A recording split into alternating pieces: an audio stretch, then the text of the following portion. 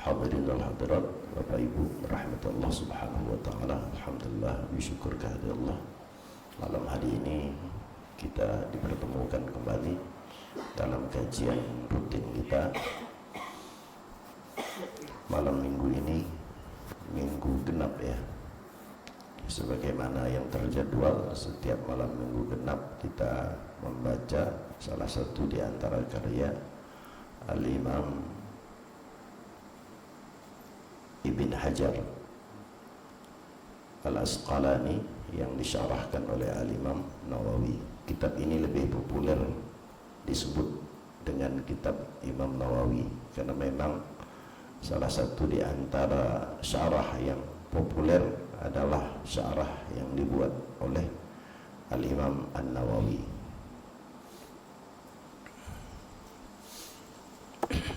Pada pertemuan lalu kita sudah membahas makalah yang ke-6, yaitu dari makalah dari Sayyidina Ali karramallahu wajah.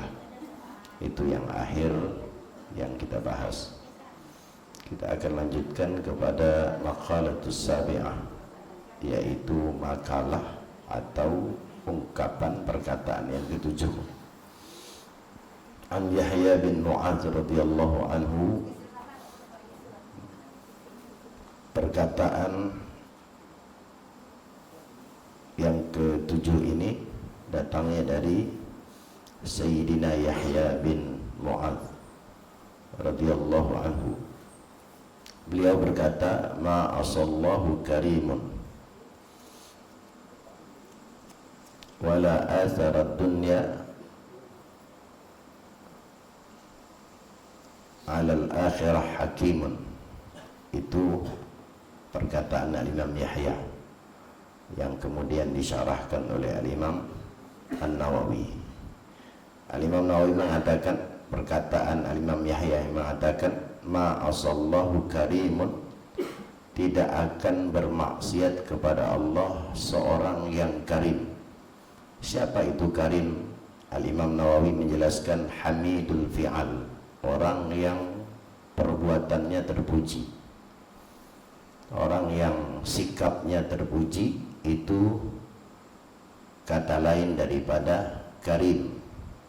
Kita ini biasanya kalau karim cenderungnya kepada orang kalau baik itu disebut karim. Itu boleh dalam bahasa kita, dan memang salah satu di antara makna karim itu dermawan kalau kita terjemahkan.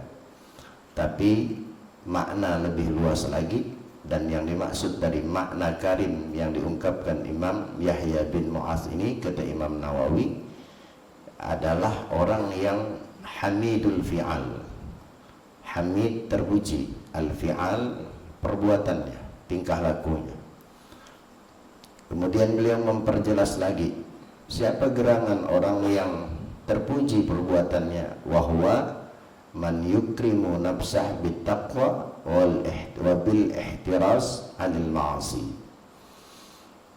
Orang yang terpuji perbuatannya yang tadi dikatakan karim adalah orang yang memuliakan dirinya dengan ketakwaan. Wabil ihtiras anil ma'asi, yaitu orang yang memuliakan dirinya untuk mewaspadai atau terhindar dari maksiat. Orang yang memuliakan dirinya dengan takwa itu dikatakan karim.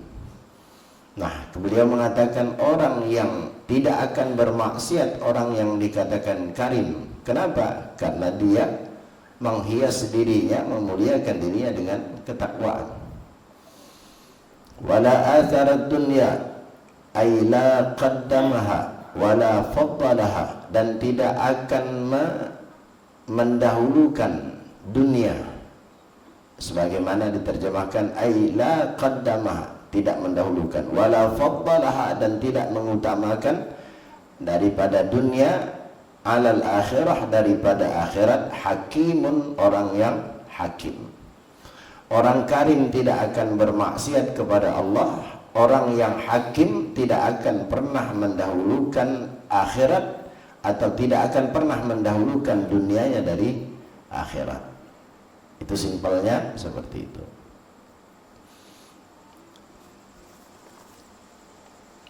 Siapa itu hakim?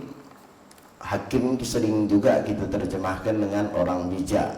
Boleh, tidak salah kalau kita terjemahkan dengan bijak. Tapi ya, di sini beliau menjelaskan bahwa hakim itu adalah al-musib fi af'alihi, yaitu orang yang bersesuaian dengan perbuatannya. Apa kata orang itu? Perbuatan dengan ucapan, dengan perihalnya cocok, sesuai. Itu disebut orang hakim. Diperjelas lagi, wa huwa man yamna'u nafsah. Hakim itu adalah orang yang mencegah dirinya min mukhalafati aqlihi as-salim, yaitu mencegah dirinya dari melanggar mencegah dirinya dari sesuatu yang berbeda dengan akal sehatnya. Salim itu sehat, akal sehat kalau bahasa kita ya, akal yang selamat. Standarnya adalah akal yang selamat. Karena ada orang yang mencegah dirinya atau orang yang melawan, bertolak belakang dengan akalnya, tapi bertolak belakang itu tidak didasari dengan akal yang selamat. Itu tidak dikatakan hakim. Saya pernah gini, ada orang dia bertolak, dia sebenarnya tidak mau, tapi pada akhirnya dia melakukan sesuatu tadi karena menurut akal dia, padahal akal tak sehat ini. Ini perbedaannya, akal tidak sehatnya. Yang di sini artinya orang hakim itu orang yang menentang akal, menentang perbuatan, menentang dirinya dari sesuatu sesuai dengan akal yang sehat. Saya contohkan gini, ada dulu saya punya kawan mantan narkoba.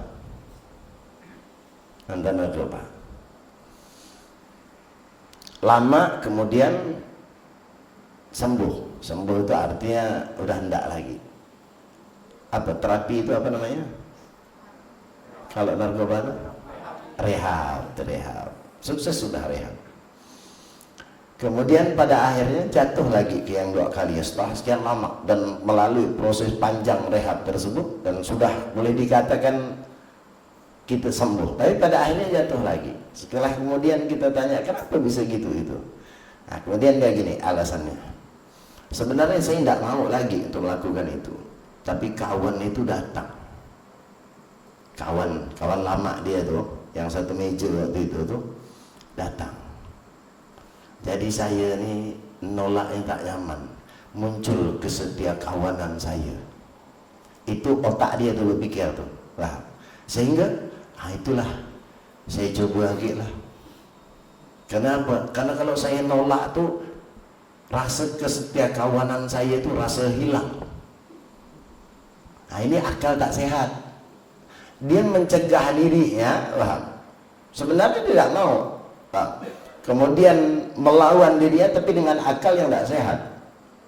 Maka saya bilang ke dia, itu bukan setia kawan, tapi setia setan.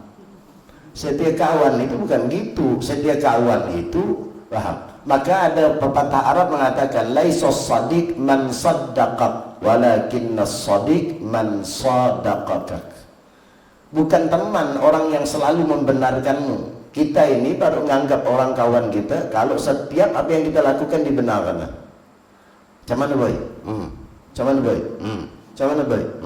Walau kita keparit, cuman boy. Kita anggap ini bawa kawan. Tapi kalau kemudian ada kawan kita kemudian mengingatkan kita, negurkan kita anggap tak kawan itu. Bahkan kita bisa katakan tak setia kawan. Maka orang Arab mengatakan bukan teman orang yang selalu membenarkanmu. Teman itu orang yang berkata benar kepadamu. Di saat engkau salah dia berkata benar, itu baru teman. Yang kayak tadi itu bukan teman, bukan setia kawan, setia setan. Nah, dan itu perangkap yang di otak orang yang tak selamat tadi itu, karena otak dah rusak. Otak orang yang hakim ini tidak mau yang begini. Dia selalu mencegah sesuatu yang berlawanan dengan dirinya sesuai dengan akal yang sehat, tapi bukan kayak gitu. Itu contoh simpelnya lah. Itu makna daripada hakim. Kita katakan, terjemahkan orang bijak. Jadi orang bijak tidak akan pernah mendahulukan dunianya dari akhirat. Kalimat ini pun jangan pula kemudian ditelan mentah-mentah kalau bahasa orang Melayu. Sehingga tidak, seolah-olah tidak ada kesempatan bagi kita untuk mencari dunia. Sehingga bahkan mohon maaf, ada orang beranggap kalau ada orang kerja, orang begini dianggap itu ini dunia terus.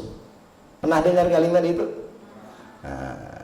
Kalimat itu boleh diungkapkan kalau dah masuk waktu sholat, kalau dah mau habis masuk sholat, masih gak kerja, itu baru tepat. Nah kalau ini orang kerja, berusaha, ikhtiar, apapun kerjanya, sawah ke ladang ke laut ke, tapi tak meninggalkan kewajiban, tidak dilarang. Wabtaghi fima ataka daral akhirah wa la tansa nasibaka minad dunya.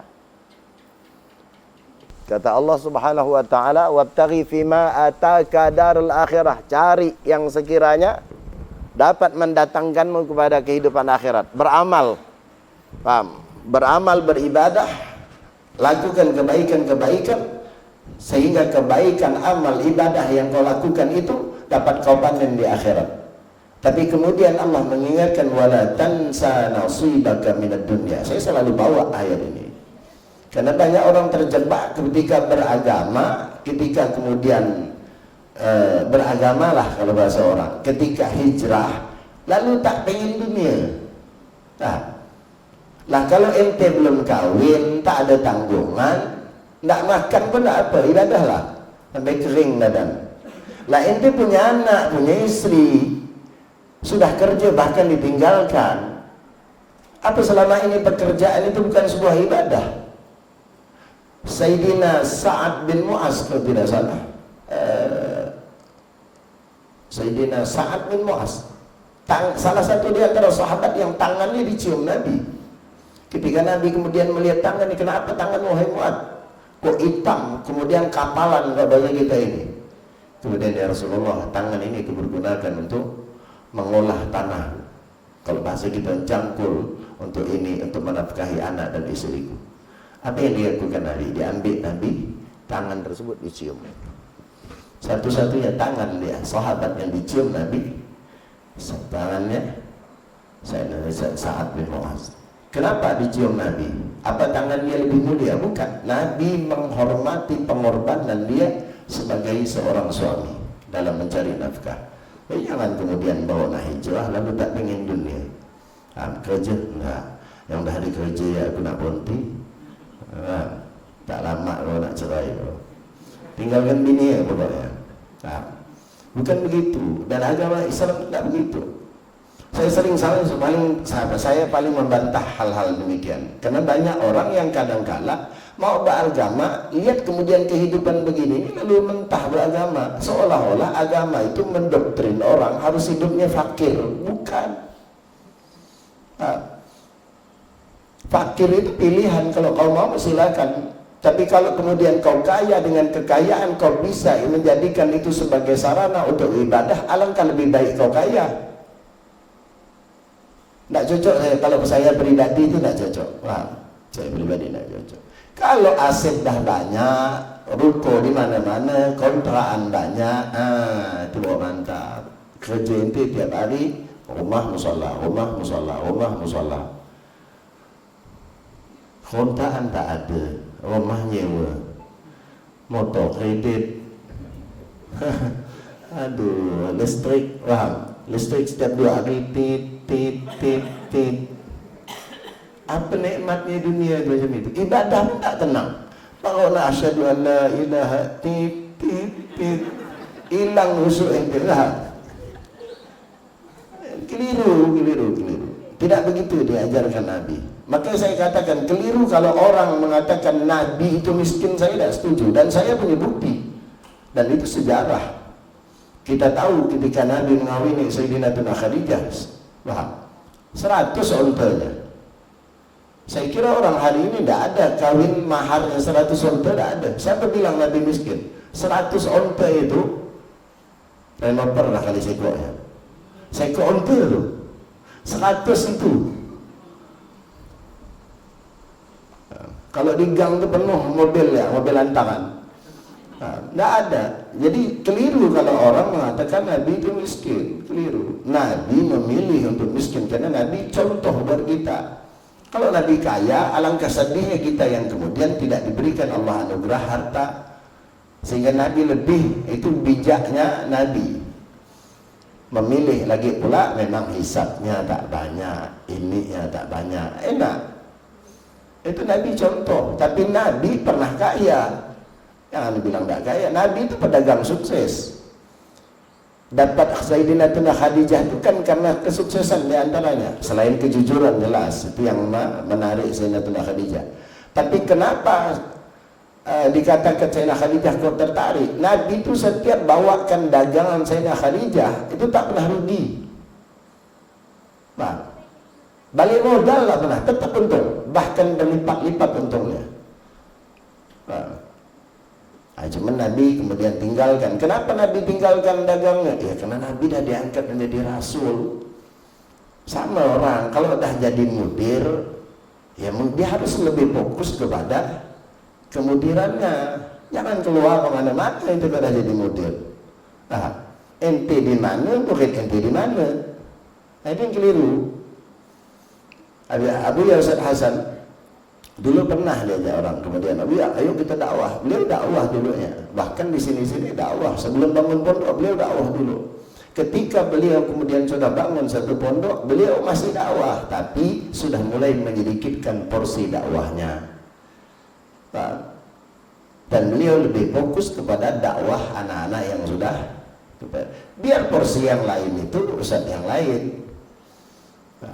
Fokusnya di pondok. Lah kalau ustaz setiap hari dakwah, muridnya siapa yang ngawal?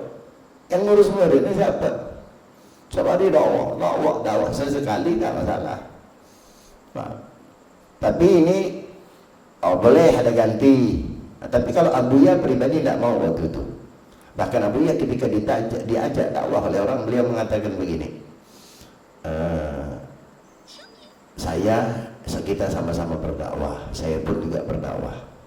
Hanya mungkin luang lingkup dakwah saya kemudian tidak kemana-mana. Dulu saya sudah pernah. Saya lebih fokus untuk dakwah, mencetak anak-anak yang nanti saya harapkan berdakwah.